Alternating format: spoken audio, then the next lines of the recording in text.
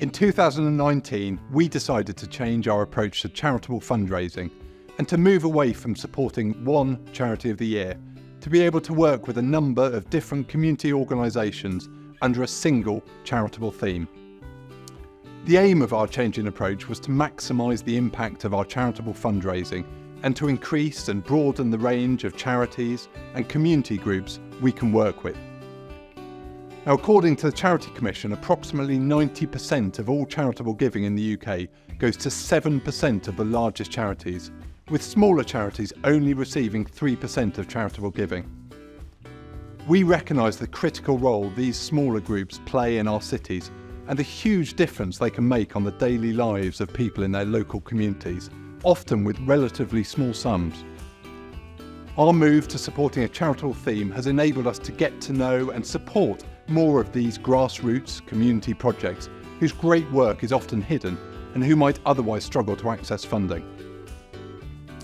So having decided on this change in approach, we engage with people right across the firm, as well as our key community contacts, to identify the right theme to support.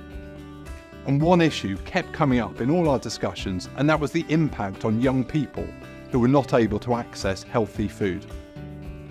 When we were looking at this in 2019, we were staggered to discover that around 4 million children in the UK and around a quarter of young people in Bristol and Edinburgh were described as living in food poverty. Talking to teachers and youth workers, the huge impact of this was clear, both short-term on behaviour and health, as well as the long-term effects on education attainment and physical and mental health.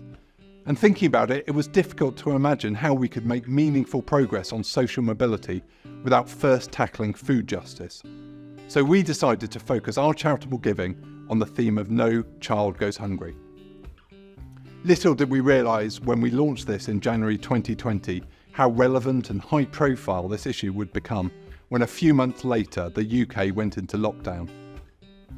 And over the past 4 years, we've raised almost £160,000, which we've donated to a wide range of charities and organisations in Bristol and Edinburgh who are all working to tackle the issue of food justice in different ways, whether that's meeting urgent, immediate needs of providing healthy and culturally appropriate food, or working on food education and other projects that are intended to have a longer-term impact. And as we gear up to choose and launch our new charitable theme for the next few years, we wanted to take this opportunity to reflect on the inspiring projects we've supported and the fantastic ways our people from all across the firm have got involved in supporting the theme. And I'll now hand over to some of our people to talk about a few of the highlights over the last 4 years. Our event-based fundraising plans, which included a dinner in collaboration with Michelin star chef Josh Eggleton, were derailed due to the pandemic.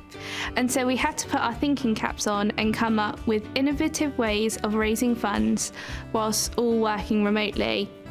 That's when the idea for Burgess Salmon's cookbook was born, otherwise known as Salmon and Much More. Every 2 copies sold would cover the costs of 40 meals.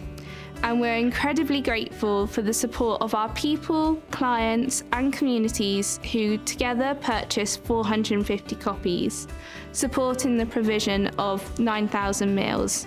At a time of great uncertainty and distress for many, the project was an excellent way of keeping our people connected with each other and engaged with our charitable theme. Not only was it a great development opportunity for me personally, where I collaborated with teams across the organisation and being guided by senior professionals within the firm, it also allowed me to engage with a cause very close to my heart and raise funds that made practical change in my local community. In June 2021, while some restrictions were still in place, we wanted to find a way that we could bring people together safely and encourage physical and mental well-being.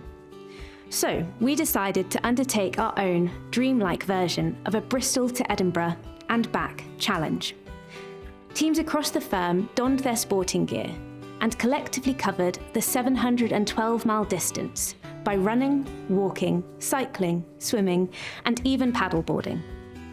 The event raised a huge £23,600, which we distributed to 4 different charities in both Bristol and Edinburgh.